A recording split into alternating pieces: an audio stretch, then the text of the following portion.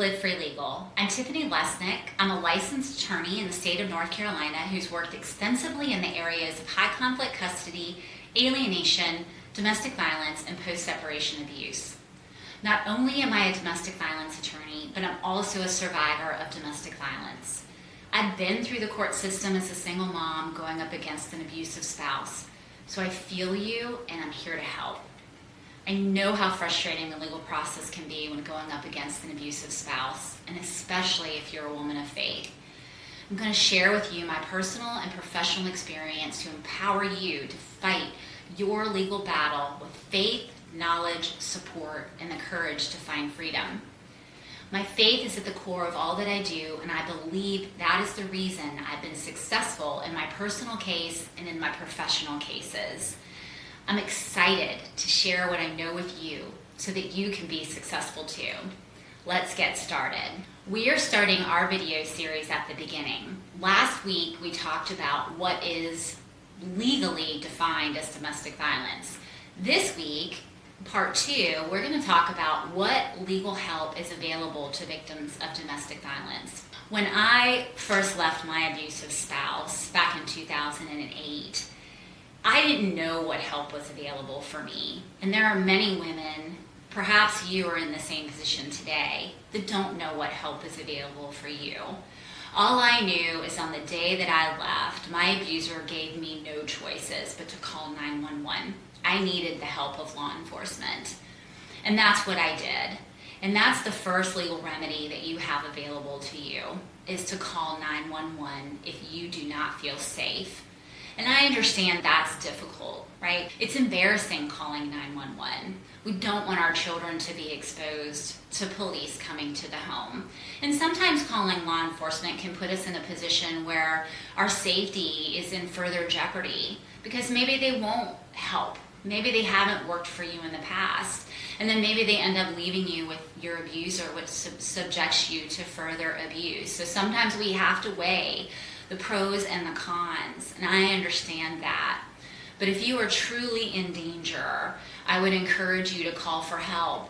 They can diffuse a very dangerous situation, and if needed, you can always ask them for assistance so that you can leave the residence. The second thing you can do is to create a safety plan. So if you don't feel like you can call 911, make sure that you have a friend, a neighbor, a family member, someone that you can have a signal that you can reach out to help. Maybe it's a text message that you send with a benign word, like peacock, or the roast is in the oven, or something silly that only they're going to know what that means, and that means you need help.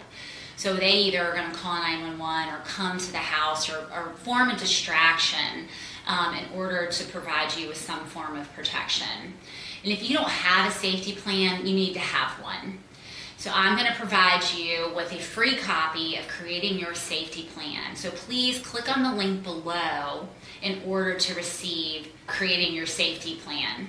Connect with the Domestic Violence Agency. This is number 3. You can call the National Domestic Violence Hotline, and we have the number on the screen for you, at 1-800-799-SAFE, or you can call the National Coalition Against Domestic Violence. They have the same number, 800-799-SAFE, or 1-800-787-3224. Those are national domestic violence agencies, but they can also get you connected to local domestic violence agencies in your state or community. Very important to connect with local agencies. They can provide you with information about domestic violence. They can provide you with resources, connect you with agencies that can help you with financial resources, perhaps food stamps, Medicaid, housing, shelters, support groups, legal advocacy, other free legal resources such as legal clinics that are pro bono at universities and colleges near you, legal aid resources, child support resources. They're very easy to Google. So just get on your phone, get on your computer and Google domestic violence agency, domestic violence group near me. Facebook groups also offer support and are mostly private. You're going to find a lot of domestic violence, alienation custody groups that are online on Facebook. You can also get referrals for other agencies and attorneys who are trauma sensitive, who are specifically trained in the areas of domestic violence in your area from Facebook groups. An organization that I highly recommend is called to Peace Ministries. This is a wonderful organization in particular for women of faith who really struggle with leaving an abusive spouse. Call to Peace Ministries exists to provide a compassionate, comprehensive, and Christ-centered response to those impacted by domestic abuse. I have a link to their website here on the screen. I'd encourage you to click on that link. I think it's really difficult for Christian women in particular who are really struggling with faith issues. Can I leave my spouse? Is it a sin to leave my spouse? What does the Bible say about leaving my spouse? I'm supposed to be with my spouse till death do us part. I made a covenant with God to stay in this relationship. This complex layer that exists in Christian relationships, and we need additional support and education and biblical-based information in order to make decisions about leaving an abusive spouse. The things I'll say about that in this brief video today is, number one, God hates abuse. God loves the abused, and God was abused. So he understands what you are living through because he has lived through it too. I would really encourage you to connect with your pastor or women in your church. And I know sometimes that may not have worked for some of you. Perhaps you've connected with your pastor and they've discounted the abuse, or they don't recognize the abuse as a sin, or they've gone to your husband and then your husband has used that to triangulate the church against you. And maybe the church, you feel like the church is not an area of support for you. And I'm sorry for you if that's happened. But just remember, the church is filled with people, and people are fallen and they make mistakes. So I would just really encourage you to potentially attend a different church or connect with Call to Peace Ministries and find other faith-based women who can help come alongside you and shepherd you and counsel you, because there is help for you. There's wonderful information out there. There's a plethora of books that you can look for online that you can get on Amazon, you can get through Christian book distributors. I'm going to provide some links for books that I highly recommend, especially for women of faith, when you're really struggling with those spiritual issues. Should I leave my spouse? So, one area that you really can seek legal protection is through a protective order. They are called different things in different states. They can either be a protective order, a restraining order, domestic violence protective order, no contact order, civil protection order, order of protection. They go by many names. But what you need to know is that they are free. So you can go down to the courthouse. You can apply for one. It usually provides same-day relief. Your spouse is not going to know that you're applying for one. The court doesn't notify them and let them know that you're there. There's no charge for filing it. They're usually going to photocopy everything for you, serve it, and it's all free of service. When you file a protective order, what type of relief could you potentially expect to receive? Each of the states are going to be a little bit different depending on what state you live in. Will depend on what kind of relief you may receive when you file for a protective order. But generally, there are going to be no contact provisions, meaning your abuser will be ordered to have no contact with you at all, either directly or indirectly. So indirectly means through third parties or social media. He can't reach out to family, friends, church members in order to try to contact you or find out where you are or get information about you.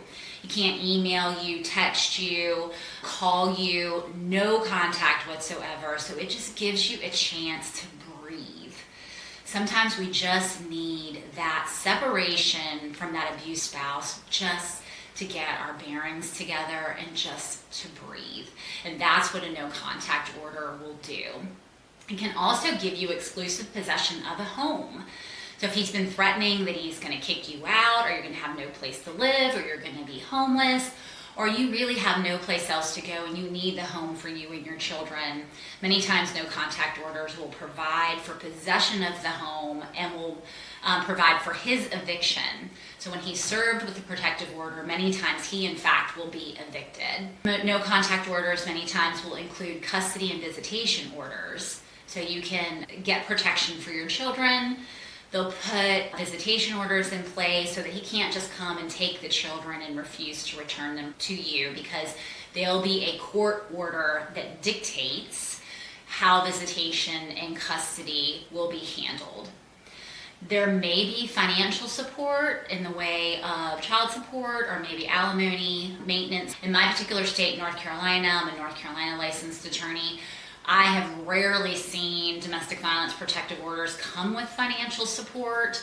It's really judge dependent. It doesn't happen quite often, but it is part of our statute, and you can ask for that as a form of remedy. You can also ask for reimbursement of expenses. So let's say you've had to go to the hospital, seek medical care. He's damaged personal property, or you've had to do counseling, or had to relocate, move, etc. Any kind of expenses you've had to accrue as a result of his abusive behavior, you can ask for reimbursement as part of the protective order relief.